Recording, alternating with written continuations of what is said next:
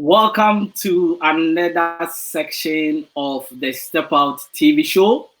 And this is your regular host, Oscar Bimpong, always in a driving seat, taking you to your destination of success. It's been a wonderful, wonderful week. And once again, we are coming live with you with another powerful discussion.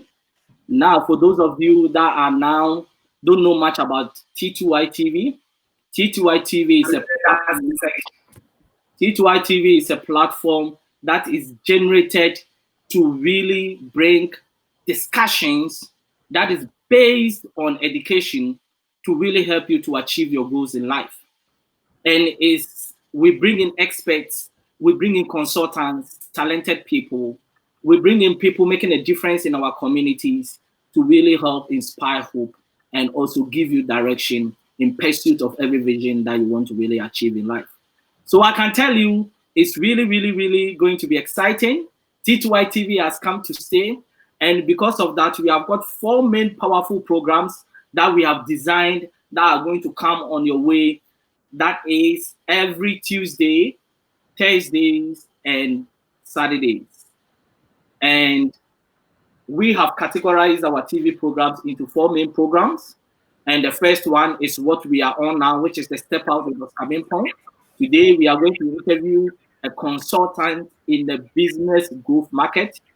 And the Step Out with Bimpong is about interview consultant, experts, and talented people. Then we have got the Step Out SME Focus. The Step Out SME Focus is where we interview business owners and showcase their products and services. So if you're a small business, you cannot go to big television stations to advertise. Come here, we are going to showcase your product and services, talk about your business, and we are going to really let the world know what your business is all about. Now, we have got what we also call Step Out Youth Impact Zone. It's one of my passion. It's about the young people of Africa and across the globe. But the strategic focus is of the young people of Africa. And with this, we really speak to young people that are making a difference on the continent, impacting lives, and really pursuing a vision against all odds. They are not in a successful zone, but their story can inspire another young person to achieve their goals. And with this one, we have got a very young guy that I have mentored the last 5 years, who was exceeded expectations, and he has really worked so hard to really break certain boundaries. And he is going to be the host of this Step Out Youth Impact Zone. And he is in a person of AJ Wills. It's going to be amazing. A very talented young guy. The idea is that we want to really inspire young people, give them the platform, give them the voice. And if you have got a business, it doesn't matter whether you are from Ghana, Kenya, South Africa, just link us. If you have got a story to share about your business, you have to be between the age of 12 to 30 years. You qualify to be on the Step Out Youth Impact Zone. Just give us, inbox us on T2i TV, and we will respond. That is on Facebook. If you send us a message on Facebook, or if you look at the taskbar, there is a telephone number for you to connect to us on WhatsApp. Then also we have the last one, which is the Step Out Authors Corner. The Step Out Authors Corner is where we interview people that have written books, but they don't have a platform to share what the book is all about. Connect to us, and we will let the whole world know what your book is all about. Now, let me go straight into business, why we are here.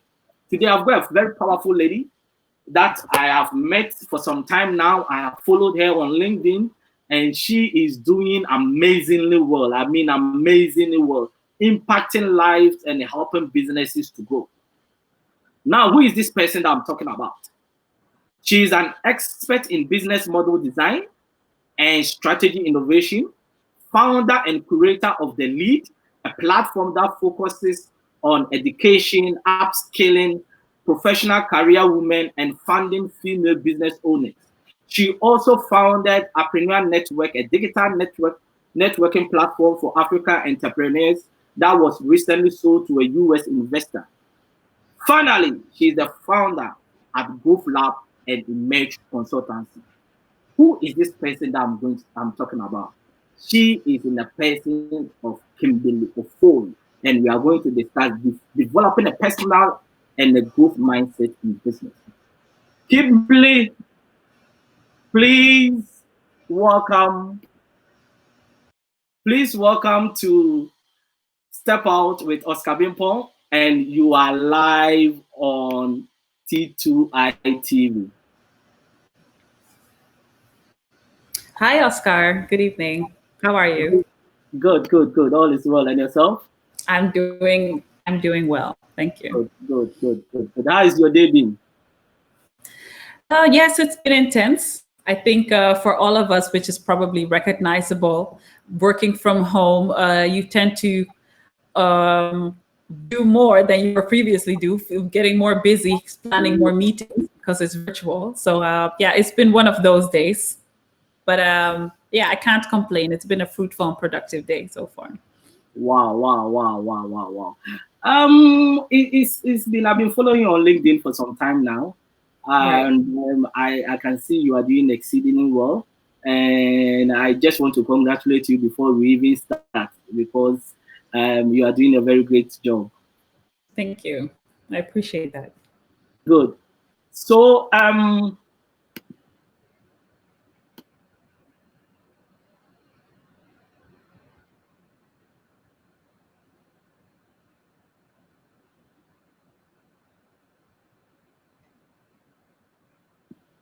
can you hear me? Yes, I can hear you. Yeah, I'm saying, how are you managing the COVID-19 in Holland? Right. So it's been quite interesting. So the first cases that we learned about were back in February, and then it really escalated really quickly in March when every week hundreds of people were getting infected, people were dying.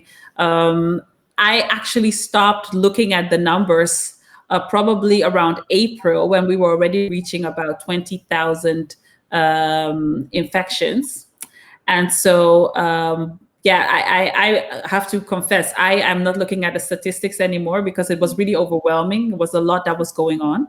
Mm-hmm. But I think for especially looking at it from an economical standpoint and what it has done to the economy, it's been quite interesting actually how on one hand the government has responded with packages to try to support companies, but on the other hand also seeing how some businesses are actually thriving through the crisis simply because of what industry they are in or because of the way they decided to pivot their businesses.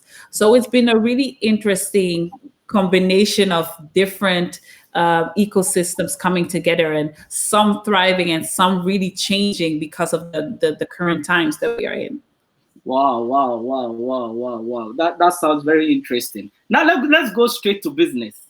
I, Right. I know I've given a fair share of who Kimberly is all about, but can I ask you this?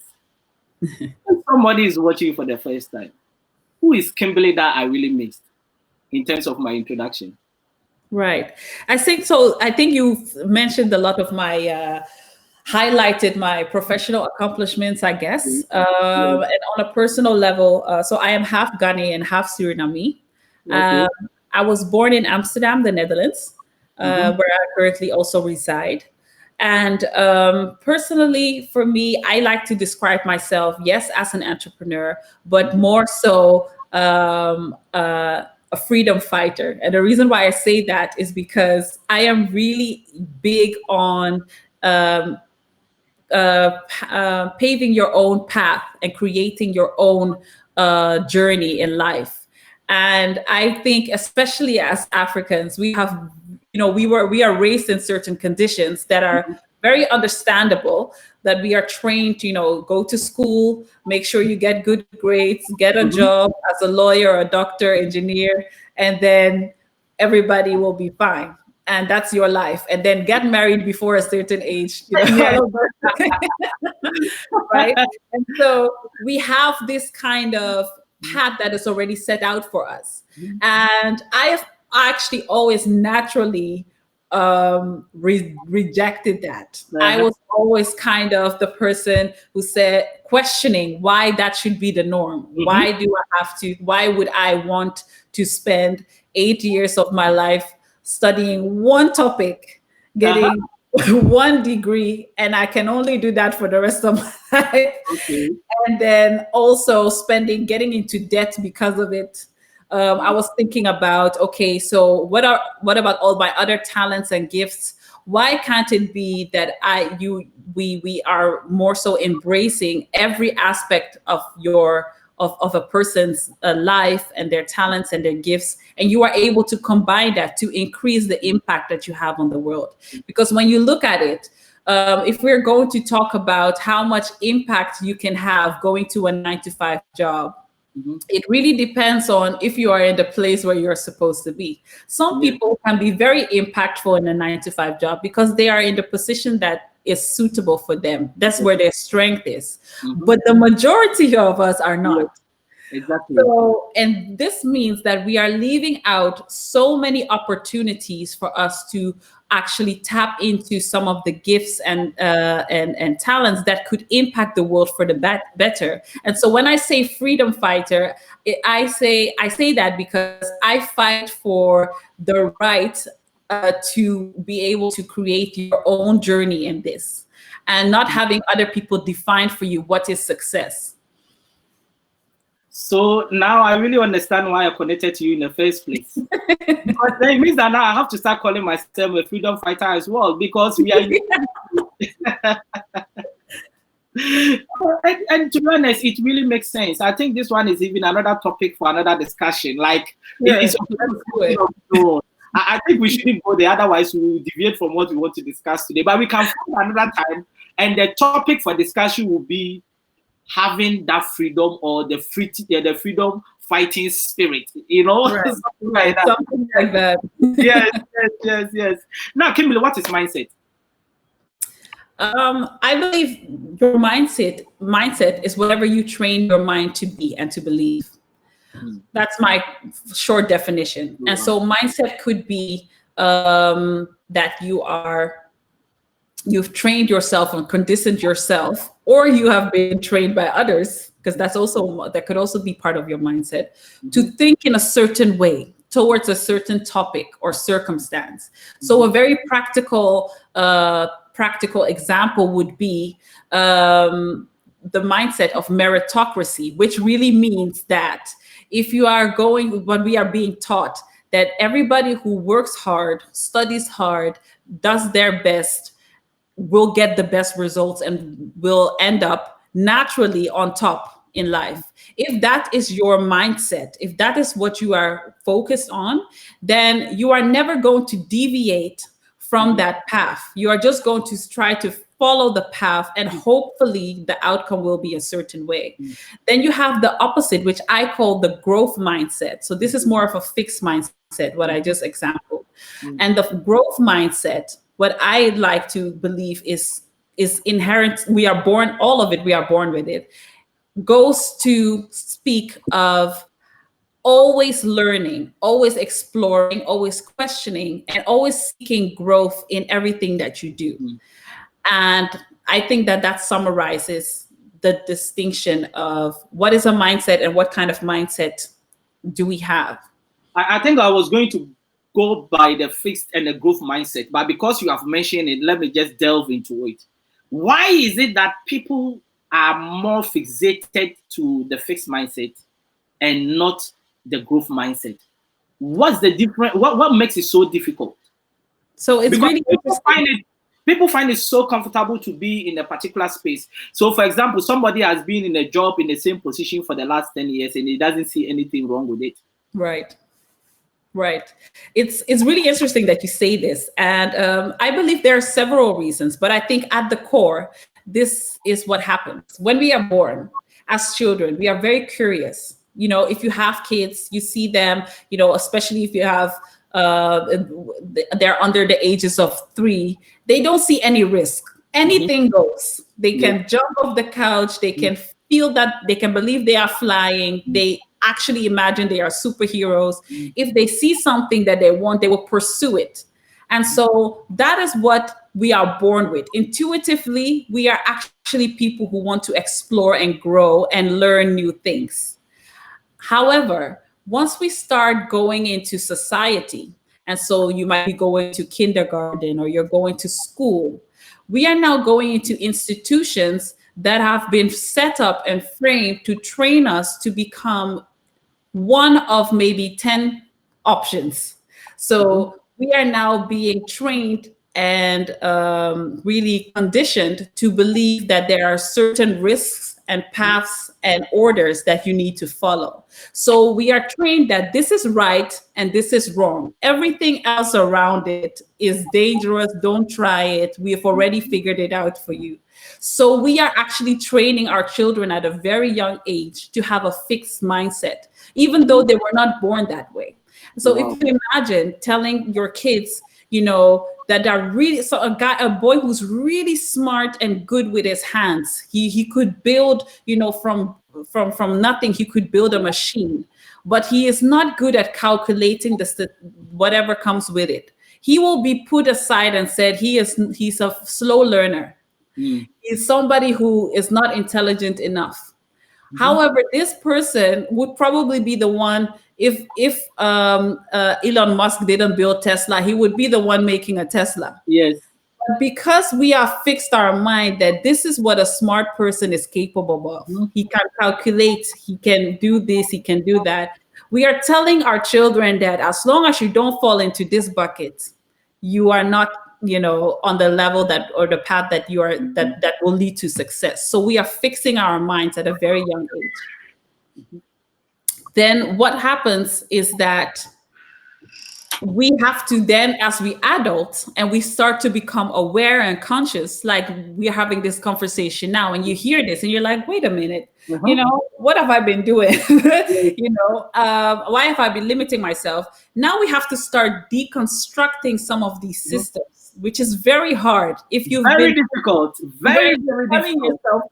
Yes, if you've been telling yourself for 30 years, 40 years that this is right and this is wrong and this is inside my scope of possibilities, you now have to start unlearning and relearning and reevaluating every single decision that you have made over the past decades and say, oh, I am actually not setting myself up for growth. And I think that's where that happens. The consciousness and the awareness comes first. Most of us don't even know we have a fixed mindset. And then the second thing is, if you are finding out that this is your condition, it becomes quite daunting and overwhelming to think all of the things that you are going to have to do to break free from that. It's quite interesting. And you see, sometimes some of us, it took us a long time to realize this. But the good news is that it's never too late. And that is why we are creating that awareness. And you gave an example of children. It's so amazing what children can do. Sometimes they even cross the street without even looking left or right. They don't really care. But why can't we go with that? And you gave just a powerful example of how school and our community it causes us to really think in a particular way. And I think this is something that we need to really let people understand that, look, your talent, everything about your life can be developed. But why your passion for mindset? Why your passion for mindset?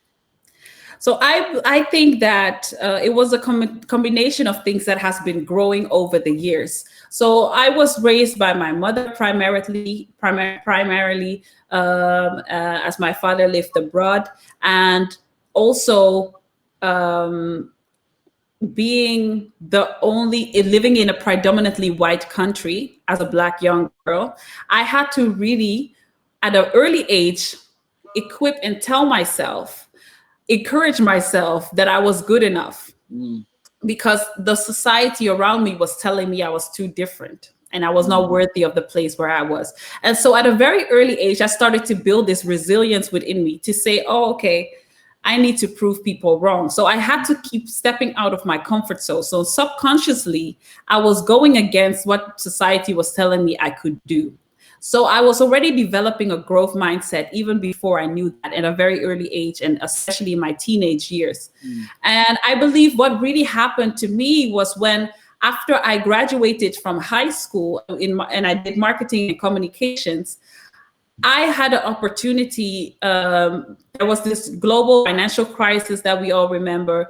And there was this and was at the end of it. But my mother had lost her job at a bank. We had just moved into a new house. She's trying to raise 2 children. And I saw an opportunity to put my skills to work and contribute to the finances of the house.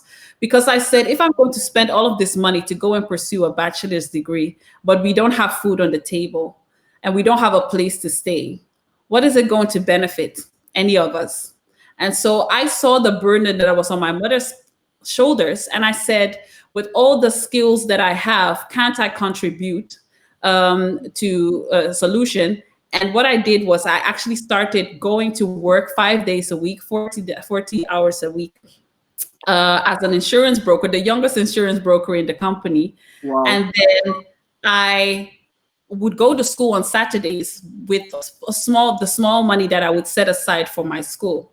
And so without understanding what I was doing, I thought it was normal. It was after I was doing this and people were like, but you're always going around, you're never home, we don't see you, what do you do? I was telling, I work 5 days a week, and on Saturdays I go to school, and on Sunday I go to church. That is my week. I don't have time for other social interactions. And people were genuinely amazed. And this is when it clicked for me, that I had developed a mindset that was out of the norm. It was out of the normal, because some people might say, no, you go to school, let your parents try to find, a way to pay their bills, or why are you trying to burden yourself by doing 2 things? And I said, I am capable and able to do both and still have impact in my family and still be able to grow my develop myself. And so that is actually the first thing that I started doing that was out of the norm, that set me up for growth. And what happened was I was building my career on one hand. So I got promoted to the banking sector, into private wealth, private banking. I moved to Dubai. I lived there for a few years. I got a lot of promotions there. And so I started building up this confidence that, wow, as long as I keep doing things that are a little bit out of the ordinary, I am able to do so many amazing things. People that are doing the same job for 40 years would not get the promotion that I was getting, only because I was willing to take a risk and do something else. And so it's actually the story of my life. So with everything that I did, trying to combine working with them, setting up businesses, it all came about with the seeing the results of doing something a little bit different out of the norm, pushing myself out of my comfort zone, and then seeing that there's so much more that I can do with my time if only I put my mind to it. Wow. But it is, and this thing stays with you and it becomes a lifestyle. And it becomes part of the success process, isn't it? Right, definitely. And it's interesting because it was not a conscious decision for me. It was reflecting back. I now see that that's what was happening. So at a young age, living, as you said, in a dominated white community and starting job at such a young age, what were some of the challenges that you faced that you think now it has helped you to really be the person that you are today? So it was quite interesting because when the first job that I applied for as an insurance consultant, you already had to have your bachelor's degree. You had to have insurance certificates. And the youngest person after me was in their 40s. Wow. So you can imagine that a young girl, 60 years old, is coming to apply. But I said, look, the position is interesting to me. I can learn a new skill. The pay was very good, and I felt as though I could do the job. So without thinking of any limitations, I applied for it with a very comprehensive, very in-depth motivation that was very personal. And I convinced them to hire me to the position. And what happened was that I had already set a precedent at that time, because as soon as I came in, people were like, well, if she has been able to get in, there must be something about her. But what happened is that it had a good impact on my relationship with my manager who hired me, but also also it also set me up and put a spotlight on me to say that who is this Black little girl trying to come in and take over this position, right? And so I was met with a lot of resistance, a lot of doubt. A lot of people thought that I was unqualified. It was unheard of that somebody who didn't finish university was already sitting there and having these kinds of sums of money and responsibility. But I was proving them wrong. What happened to me was that it pushed me to do better. It pushed me to show them that they were wrong about me. And that is something that I believe it's partially mindset, but it's also partially probably your character. So what it did for me is it taught me at a very young age that in order for you, your work is never going to speak for you. You need to speak for yourself. And so I learned at a very young age that, yes, you were able to come in. Now show them that they didn't make a mistake. Now show yourself that you didn't make a mistake. And even if you made a mistake, try to make the best out of that, because whatever this position is going to determine the next opportunity you have. And so because I did so well in that position, I wanted to leave the toxic environment, but I also understood that I needed some credentials on my name to move forward. So I decided to use the company-sponsored educational programs to get certificates and all of those things that would qualify me for a promotion somewhere else. And so this is every time how I utilized these things. I just became smarter on the job by saying, oh, these people are not using the facilities that they have to upgrade their position. But if you are telling me I have a study budget, a lot of companies have a study budget, right? And you're telling me every year I can do up to 500 euros in courses. I will use the 500 euros in courses. Why would I leave it for you? That's what's in my contract. And so I was using that money to educate myself on skills and upskilling to make sure that the next step I take, I will be met with less resistance. And so that is how I kept building up knowledge and understanding of how this works. I don't know how your mom will be very proud of you.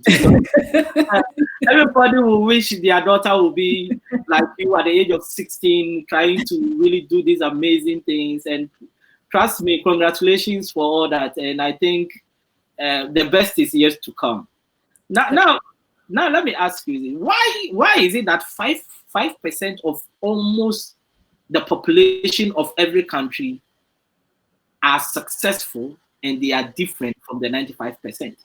What makes them stand out? So this is such an interesting question. I have been studying this myself because I want to be part of that percentage, but I also want to bring more people along with me, right? And so I've been trying to understand what is it that makes other people excel beyond. And I found out that there's not a lot that they do different, but it all has to do with two things: mindset, discipline, and consistency. Wow. When I look back at all the books that I've been reading about successful people in history and beyond, documentaries about the current events and people who are now rising above, what I see is they had a mindset that they were already envisioning things ahead of their time.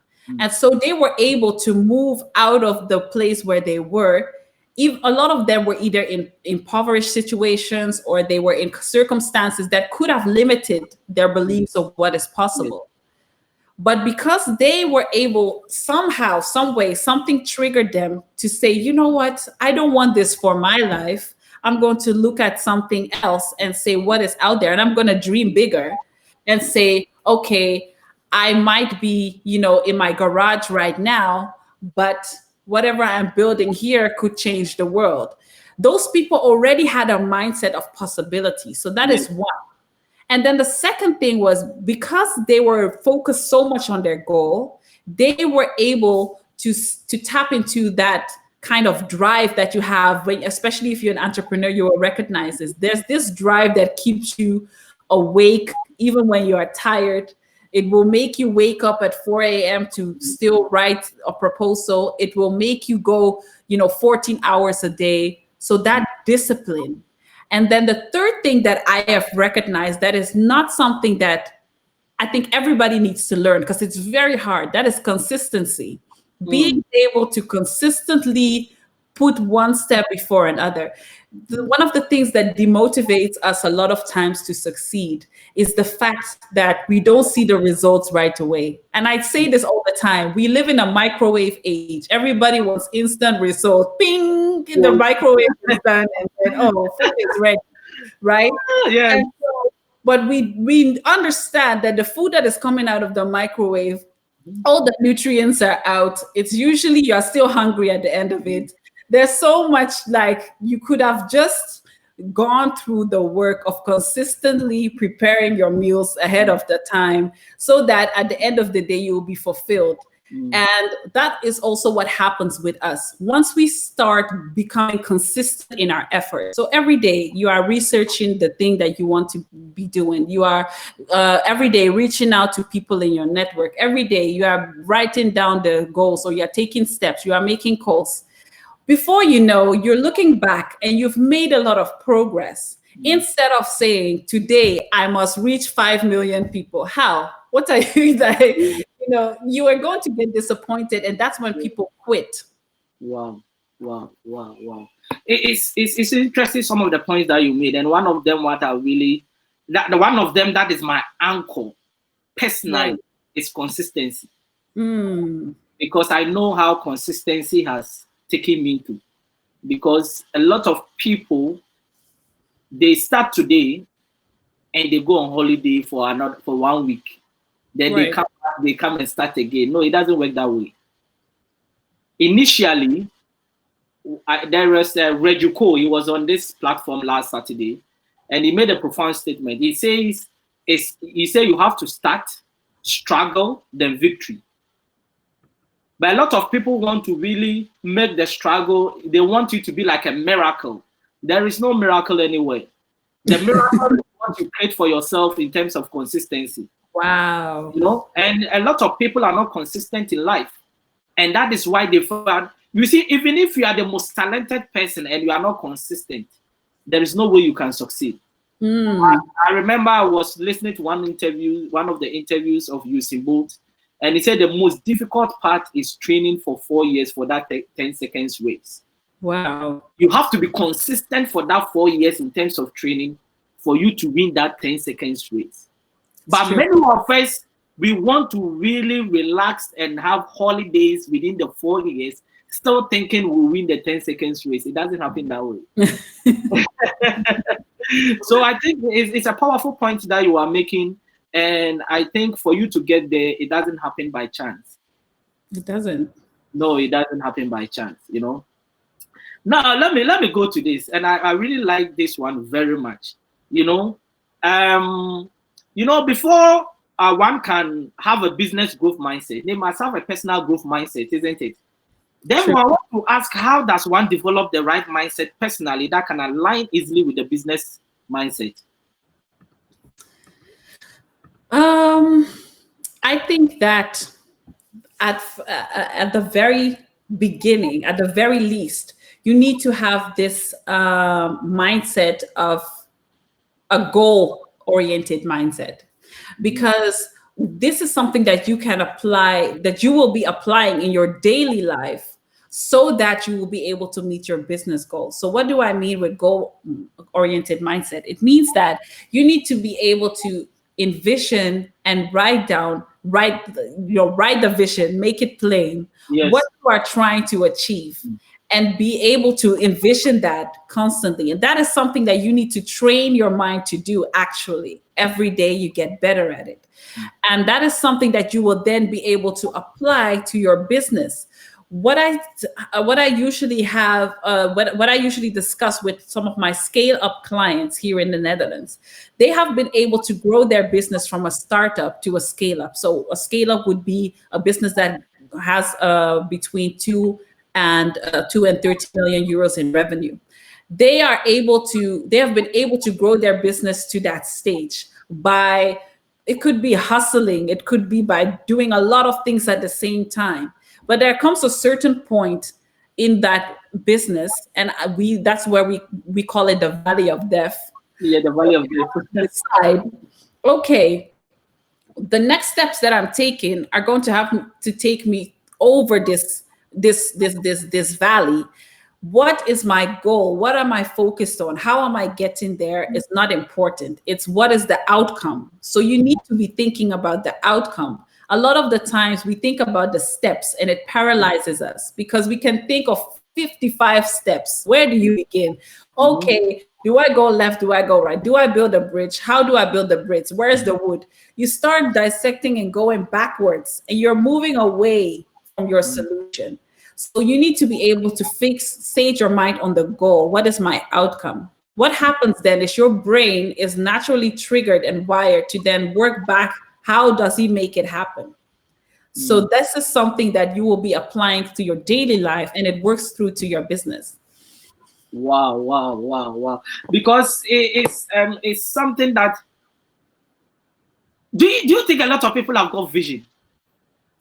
This is more of a broad question, but I just, because you see, when we have 95% that are finding it difficult to get into the 5%, and the 95% majority are below the poverty line or on the borderline or just above it.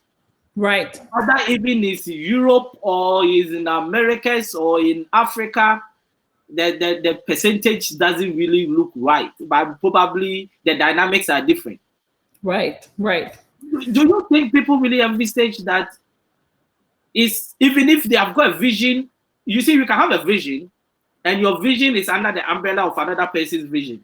Right. Meaning if that person gets to a certain level, you also get to a certain level. But people have the boldness to say, I can also build my own vision. I think everybody has the capability of doing that. I don't think everybody taps into it. Most people don't tap into it.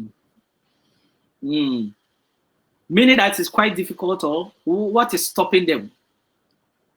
Yeah, I think it goes back to the whole idea that we are constantly told everything that we cannot do. And so it pulls us away from trying to think outside of the norm, because now we have trained our brain to firstly think about what is impossible about this situation. And so vision is really, without thinking about, again, the how or the everything else, it's about what do I see that I want to get to. Everybody can do that. Everybody can envision themselves to become the biggest artist in music, the best football player. All of us have had those dreams. When we were young and they asked you, what do you want to be? You want to be Superman, you want to be a singer, you want to be a dancer. Nobody said, I want to be a business development manager at this bank. Nobody said that, because we were able to envision something more and outside of just a role that society has put on us. But then what happens is that once we start growing, and everywhere we go, school, work, family, TV, media is telling us, you cannot do this, you cannot do that, it's impossible, it's too hard, people have failed. This is what happens, and this is what shuts down our willingness to tap into our visionary dreams. Because sometimes I wonder, because I do a lot of speaking, right? And most of the times when I finish speaking somewhere, people come to me and they try to talk to me about their vision, but they start with the problems instead of even talking about the vision.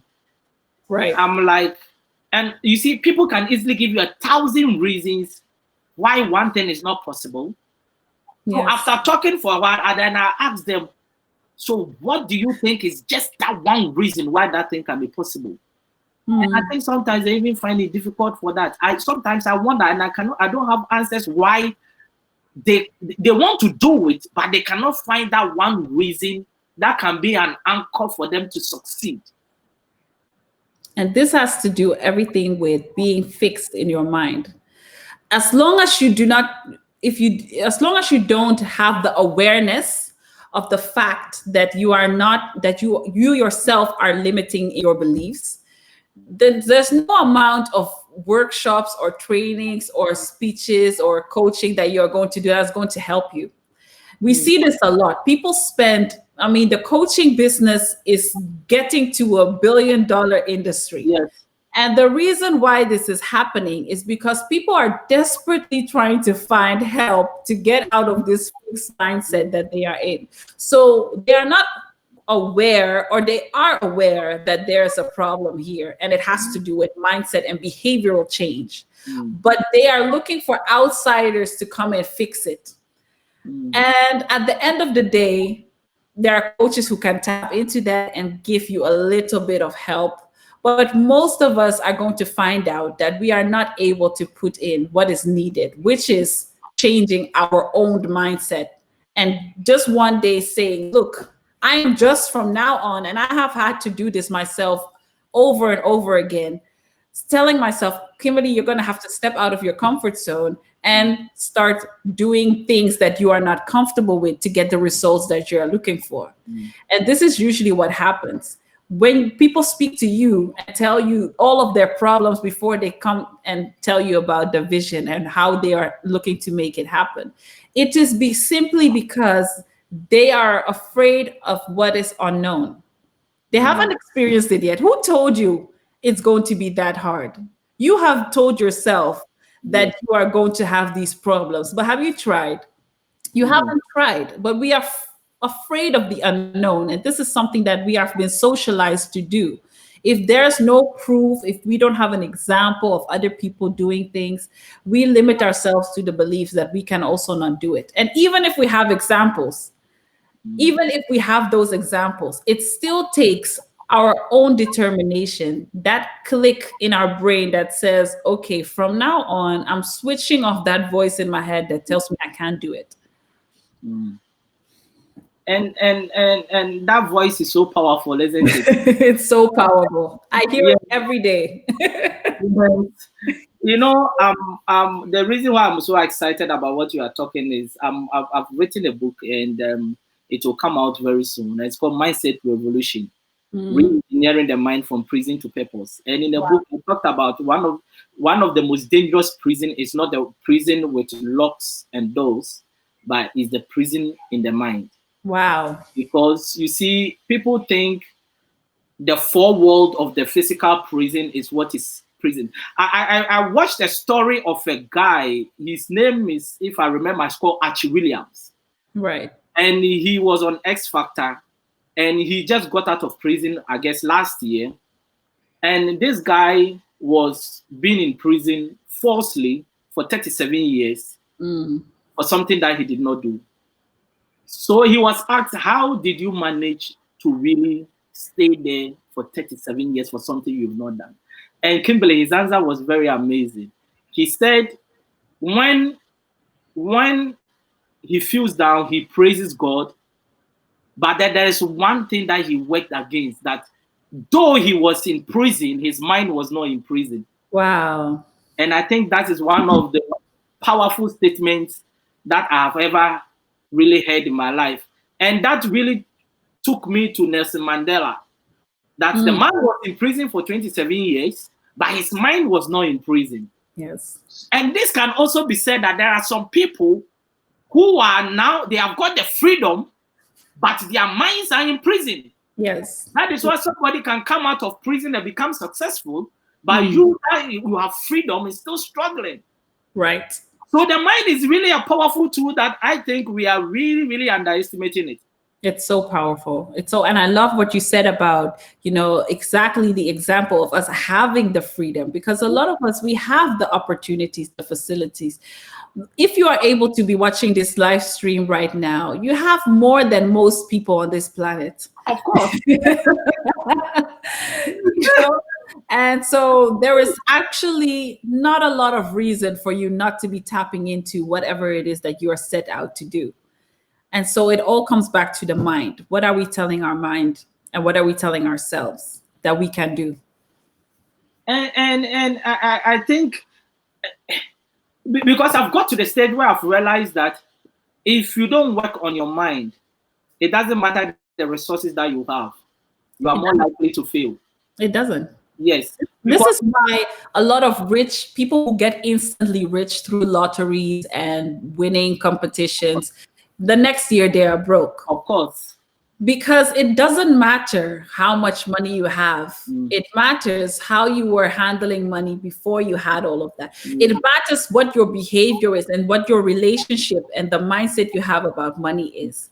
You know, if you cannot handle the 100 euros you have every month, you cannot handle the 100 million you are getting. It's not possible. Nothing will change in terms of your income. This is the same with business. You can't tell me that if you are not able to transform your small business into something that was profitable, that works, that all has the operations and is serving the customers well. You can't tell me that getting funding 5 million euros from an investor is going to magically make your business profitable. No, you are going to, because you don't have the insights, you don't have the vision in mind, the goals set in place, you haven't written down the priorities and the roadmap, the money is going to be wasted because there's no insight, there's no in-depth understanding of what needs to happen for your business. And so whatever funding you are getting, you will see that those companies are the first ones you will not see in the media again in 2 years. They have gone bankrupt. What happened to all the money? It's gone. Wow. Powerful, powerful. What is business growth? So I believe business growth is everything that has to do with being able to either grow in terms of impact, what your business is impacting, whether it is communities or in industries, financial growth, so in terms of revenue, or it is in the form of the growth in how many people you are able to employ. So those are the three very basic metrics of business growth. But I want to also ask, then, if business growth, what kind of mindset is needed for that business growth? So it's very interesting. When I work with when I started working with the scaling up methodology, which really teaches that in order to build a business that is sustainable and can grow consistently, you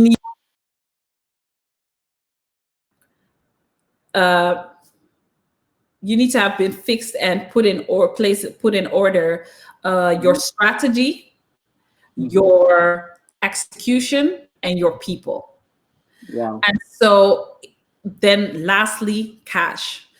What happens is the mindset that you need to have is I need to know exactly what I am doing. So not roughly what I am doing. A lot of us are trained in business school to create business plans. Business plans are the vaguest things I've ever seen in my life.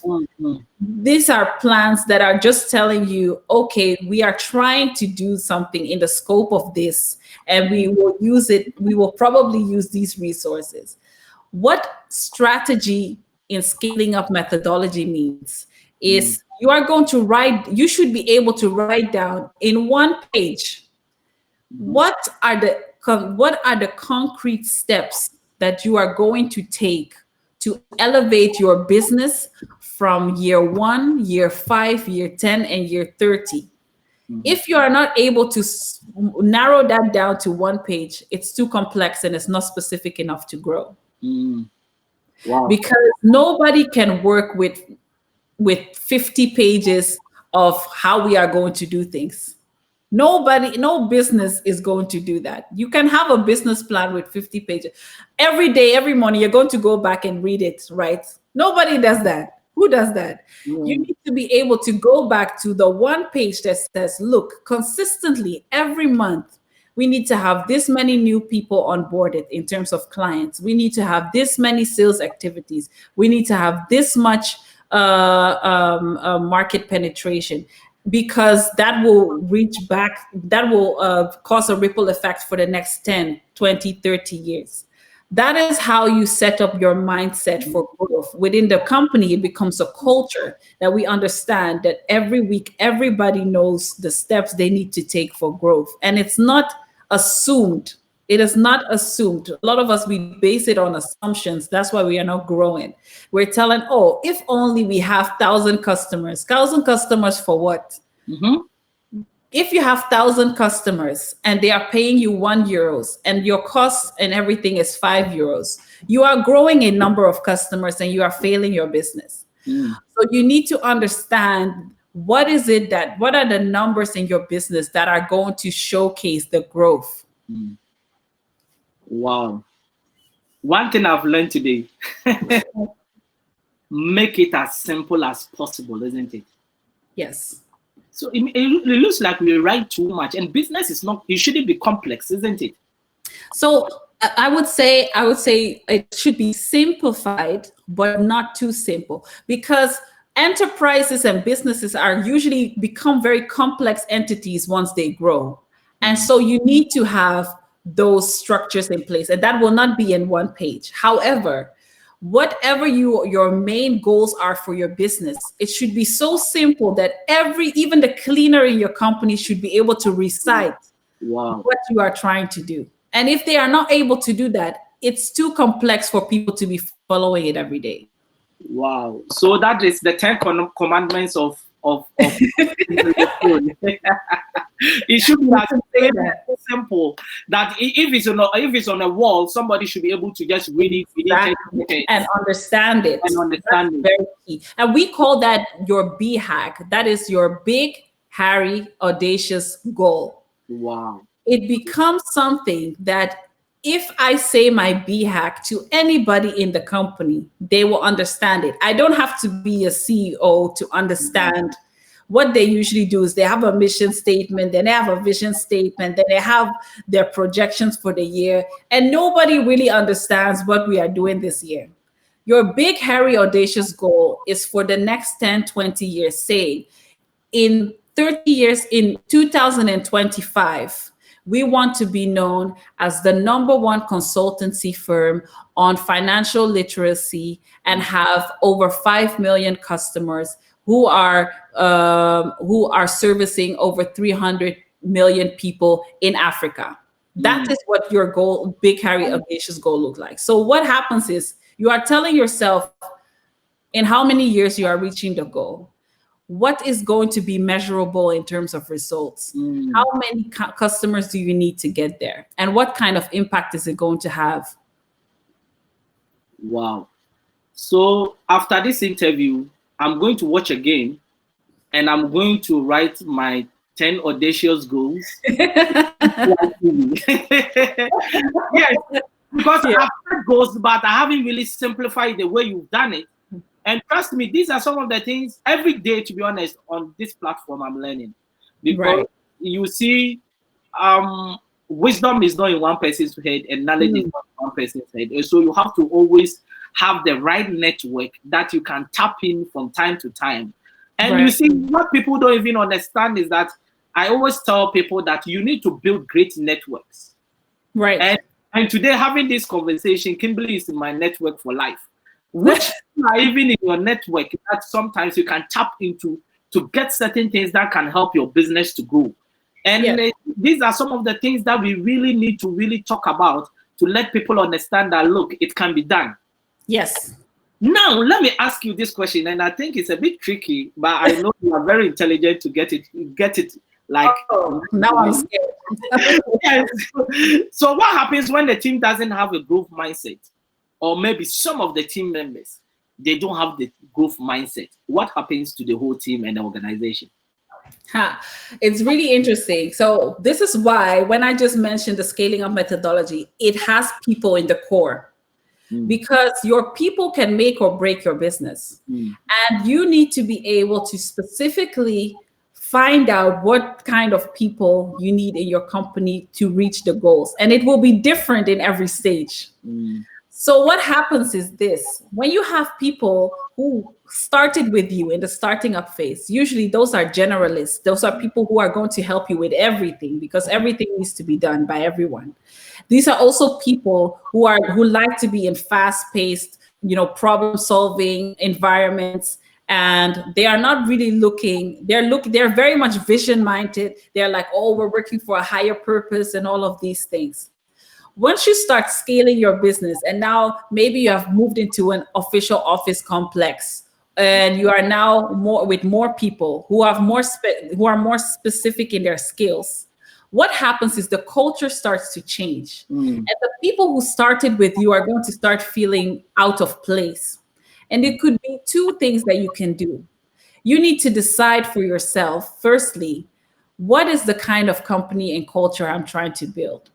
If I want to be still having that startup mindset every day, that we are still running the business like a startup, so we need the kind of people who are very entrepreneurial, who are very proactive, people like that, then what needs to happen is that you need to onboard the new people that you have that you are hiring to be in the same kind of mindset. So you are going to screen them on those capabilities, on those skills and those traits. And you do that by being very clear and specific. We call it a scorecard. If somebody is meeting, entrepreneurial skills, and you explain exactly what it means for your business, not generally say, oh, you need to be entrepreneurial, because it means different things in different companies. So for your company, that might mean you should be able to build a new application yourself and push it to the customers and see whether it works.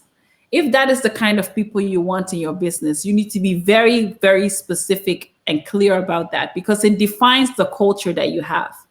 But what happens a lot of the times when businesses, that they change and they grow, and they don't focus on what it does to the culture.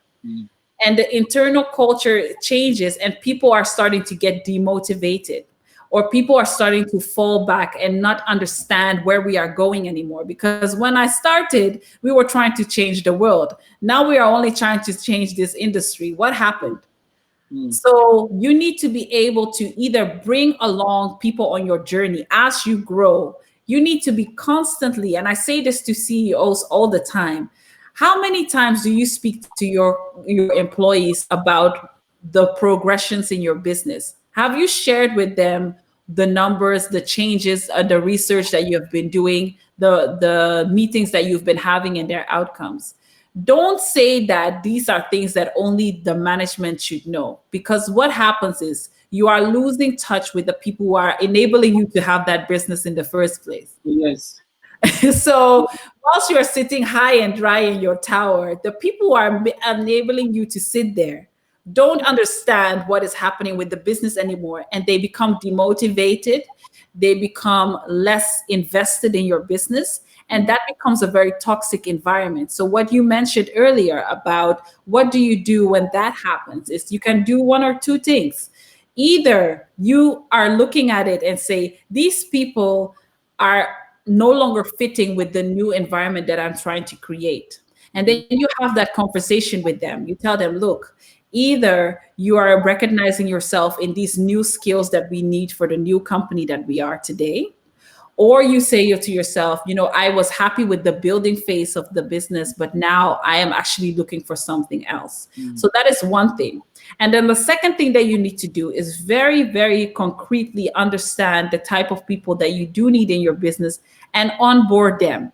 And that happens through putting in place A, B, C, and D players.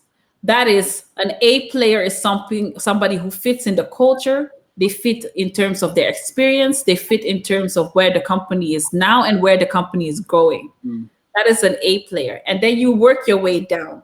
Then you will see that usually the people who fall in the C and the D space are the people from the past who are not willing to grow with the company. They don't like the change that is happening. And you will probably have to give them back to the job market. Wow. Wow. I think you really know your stuff, and I think we will need you more on this platform, because some of the things you are sharing is very insightful and very, very educative. Now, we are just about to wrap up, but I want to ask you about focus. Right. Because we live in a very complex world where the distractions are too much. Right. Whether being personal or business, the question is, how do you have the right mindset to focus? I don't know whether this is a mindset thing, actually, because I struggle with it a lot myself. Not to say that that is the reason. I don't think it's a mindset thing, but I think that it's something that we need to train ourselves to do. I don't think it comes naturally. Our brains, as much as we think that we can multitask, nobody can multitask. I've been debating people for years. I'm trying to get it out of job descriptions. Nobody can multitask. You can be holding a baby, you can be cooking, but you are not paying the same amount of attention to both. So you need to understand you are not multitasking. You are just spreading out your attention thinly. And so what, either the baby is crying or the food is burning. Don't tell me both are okay. So anyway, so that in terms of the focus that we are trying to apply in our daily lives or in business, I think comes really with practice and facilitating yourself. So we are very digital now with our phones constantly. I don't have phone notifications on. If I want to know if somebody has messaged me on LinkedIn, WhatsApp, Facebook, all of those, it's switched off. I need to actively go to the application to see it. And I do that because I understand that every time we open our phones over 200 times a day on average. Every time that I open my phone is another moment that I'm pulled out of my focus. Yes. And so unless I'm looking for something, I want to speak to somebody or I'm expecting something from someone, why should I be opening my phone when I'm trying to do something else? And so we have applications now in this digital space that are very modern and they can shut off your phone and all of that. But I think if you don't even have to make it that difficult, set aside for yourself. In my calendar, if you see my calendar, people will think I'm crazy. I have blocked out every 1 or 2 hours of my day and what I'm doing that day, because I understand the importance of time and I also understand the importance of dedication in the time. What is the purpose of saying you are going to spend your time working on a business concept and you are constantly opening your phone, you're opening Facebook, you're picking calls, you've wasted 2 hours of productivity. So just make sure that for yourself, you're training yourself, making it easier for yourself to stay focused. And even then, it doesn't always work. I don't have the answers. I just have tips because for me, I do the same. Even, you have to give yourself the space to grow and to learn how to focus, especially with all of the distractions we have. Try to find ways that work for you. Wow. So focus is very key. And I think the distractions with the phone is one thing that is really, it's a challenge for everyone and everyone is trying to really beat it. As you are saying, for me, I've blocked a lot of notifications on my phone. Right. Before you realize there's too much ping, ping, ping, ping. And before you realize you spend more time on it and rather than really focusing. We are all guilty of it. Exactly. So I think it's something that is a modern age and this is what is happening. So we have to find a way to deal with it, but it shouldn't really stop us from really achieving our target for the day. Right. And I think that is really powerful. So now, how are you going to define a company that is really successful in terms of a business with a very good business growth mindset? How are you going to define that? Yes. So like an organization. So you see this organization and you realize that, no, this organization has got a very good business growth mindset. So for me, it's such a cliche, becoming a cliche, but Amazon is my top example. Wow. Because I don't even know if I have to explain myself with this one. It's one of the best examples you can ever give. It's something so extraordinary to see in our modern day and time. How I believe, and he says it himself, Jeff Bezos, his vision enables him to do things, to try things. A growth, they have built the company in a way that even at this level, when they have this much influence and they're CEOs, they're projected to be the richest person on the planet today, they are still operational as if they don't know what they are doing and they need to grow. So they spend the majority of their research and development on trying new things, making mistakes. He said he has spent billions of dollars trying new concepts that don't work. And that is the culture that he has been able to bring along through all of this, that you need to be experimenting outside of the norm in order to get extraordinary results, right? For you to get extraordinary results, you need to do extraordinary things. And this is, Amazon is exactly, why would a company that is selling books online also in 2006 say, by the way, we are now into cloud computing? Like, you are and now they are one of the biggest competitors in the space of cloud systems. And then they started as a bookstore online, but he saw that he had the capability. If he can do it for his own business and he has access, why can't I profit off of it? And it worked. And this is the way that he has been able to grow the business. So for me, that's the prime example. Wow. And your example that you gave caused me to remember a documentary that I watched about Messi. And I think one of his managers made a profound statement. He said, the amazing thing about the guy is that he doesn't even know that he's that good. So he trains as if he's somebody that is not good, but he wants to get to a certain level. And I think that is really amazing, that there are some people, they are so good, but the amazing aspect that they are not aware that they are good. So they keep on working so hard. And I think we should have all that spirit, Yes, and Jeff Bezos is a typical example of such a person. And I think all of us should have that growth mindset.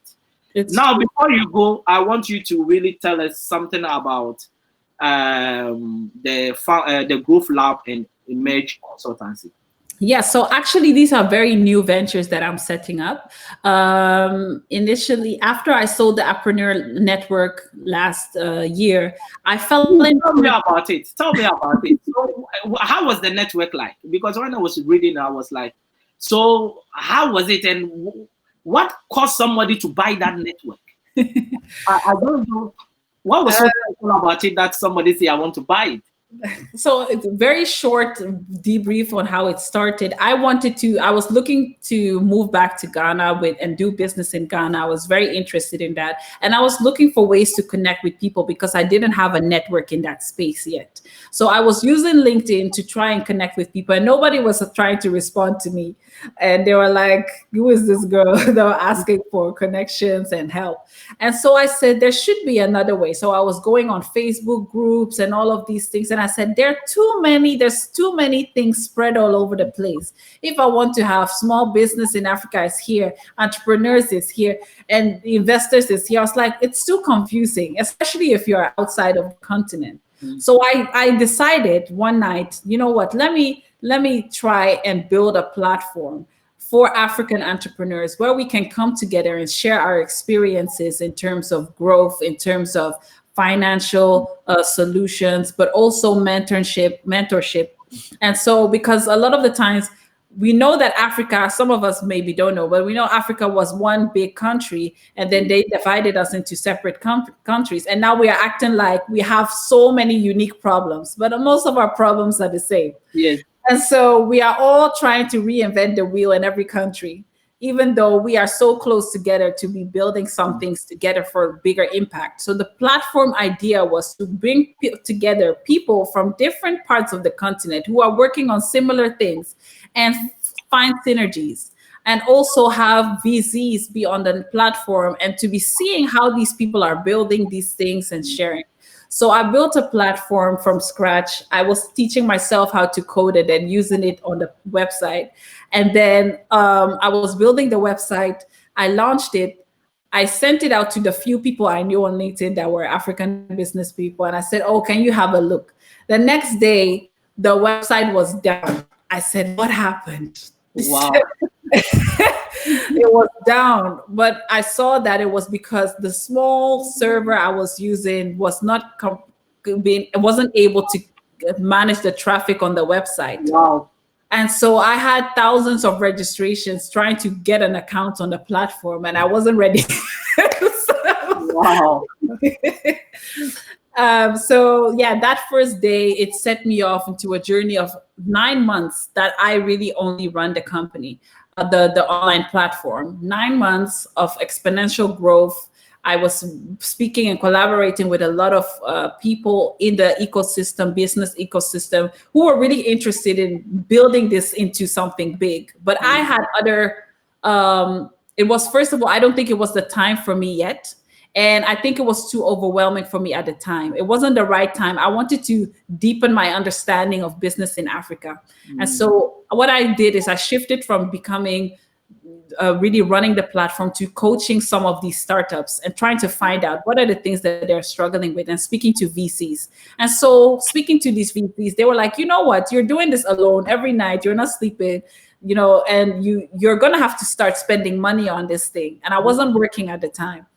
And so I was using my savings to build this. And so I said, you know what, it's interesting to me to see if these two VCs that approached me, they said they wanted to take over the platform, use the data, and then intellectual property, and then build something that was less of an MVP stage and would build it for larger audiences, so also Asian markets and things. So we had the conversation. They saw the worth in buying the data and the intellectual property, and that is when I sold it. So how many people did you have on the platform at the time? Around 30,000. That was a lot. Yeah. Wow. So, but how were you generating revenue? So initially I wasn't. And at the end, I started asking for $1 subscriptions, because I understood most of them, either they couldn't pay or whatever. And so I did $1, and then I wasn't really trying to monetize it in that early stage, because most companies don't even monetize in the first year. So I did it the last few months. The memberships were paid, or you could do an upgrade to become a featured member. Wow, that really sounds interesting. Yeah, trust me, it sounds very interesting. So tell us about the Growth Lab and Emerge Consultancy.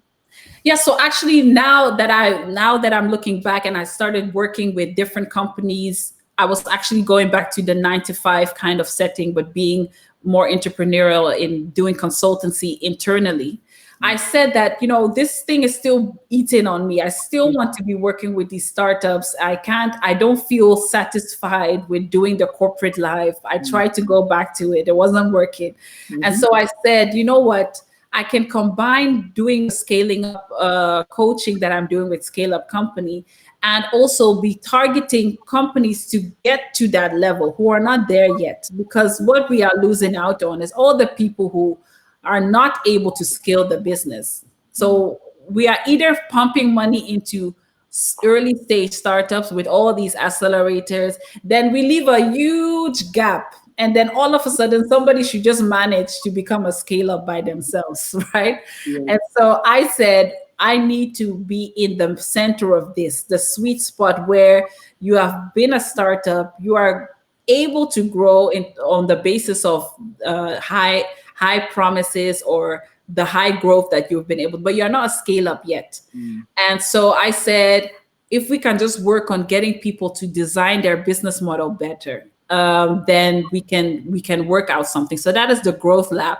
And the Emerge Consultancy actually works more in terms of having corporations utilize the scaling up methodology in their business to grow, because a lot of corporations are finding it hard with the ever-changing industries to keep up. And so with Emerge Consultancy, I actually focus on helping them redefine their business models, their strategy, innovate on that without having to, change the complete business. They can it's more focused on pivoting, really. Okay. Wow. That's really sounds interesting. And I wish you the best of luck in pursuit of this new venture. Thank you. Wow. Your last words to people that are watching us. I think I would like to encourage everyone who has listened or who will be listening to this that you can do anything that you put your mind to. And we have heard this over and over again, but try to find people in your surroundings that have a mindset other than yours, and you will see how that will influence you. I would say that Try to surround yourself with people who have been ahead of you, who have been able to succeed outside of where you are. And you will see that will be a first step in transformation. And also dare to dream. Dare to go back to the dreams that you had before. So if it is that you are trying to set up a business, don't think small. There's no novelty in being a small business if that's not what you want. If you are dreaming to be big, dare to be big and take steps towards that. If you dare to be big, dream big and take steps towards that. Thank you very much, Kimberly, for such an insightful discussion. And we would like to see you once again on this platform. Thank you for having me, and I would love to come back. Yes. Yes. Thanks very much for everyone that has been watching us. I think I've got one or two comments here. Yes, somebody says, Felix say great talk. Another person saying insightful conversation. And it's really been insightful conversation. We are here every Tuesday, every Thursday, and Saturday. And we always we have told you that we stand on the side of education. There's a lot of politics in the system. There is a lot of sports and entertainment. We are standing on the side of education. Our aim is to educate people, to help shape their vision, and also to really impact our continent, Africa, especially young people. And if you want to grow as a person and as a business, you don't need any other platform than T2i TV. This is where education rests. This is where education starts. And this is where education will end. And this platform has come to stay. So we want to tell you that be part of this movement. Like our page on Facebook and YouTube, T2i TV. And also for you to really support this platform, we want you to advertise on this show so that we can really sell your products and services out there. If you have a business and you cannot pay for mainstream television, come here and we are going to give you the most affordable price that will blow your mind. Also, if you want to be part of this discussion, inbox us on T2i TV page and we are going to respond. And if you want to really support this platform in any way, shape, or form, there is a WhatsApp platform there that you can really talk to us. And through that, we can really share your story, your business, and everything that actually you want us to really pursue in terms of you supporting this platform. So we will be here coming Saturday. I've got a powerful discussion on culture, how organizations manage culture. And it's going to be really, really insightful as well. We want you to be part of this. Share this with friends and family. Share this to WhatsApp groups. The way we share comedy sometimes, we have to have the same passion to share education. Because I've seen that we find it so easy to share comedy than to share education. And I'm a typical example sometimes. Because sometimes you are down when you want to laugh and you see it and wow, you share it to people you know. Share this one to people you know. And I think it is going to really help us to really build this platform to where it belongs. So just stay tuned every Tuesday, every Thursday, and every Saturday, 7 p.m. GMT. And if you are in the UK, it's 8 p.m. Now I think I've got some few comments. Georgina Bimpong, that is my sister from another mother. She says, good evening, bro. Then I've got Nalen Pereira. He says, what a conversation. Kimberly, it's been an awesome night and I really enjoyed it. I hope you did as well. I did. Thank you so much for having me. And thanks for everyone for tuning in. Thank you very much. And we are out of here. See you on Saturday, 7 p.m. GMT. Stay blessed and don't change the dial on T2i TV coming Saturday and the days ahead. Bye-bye.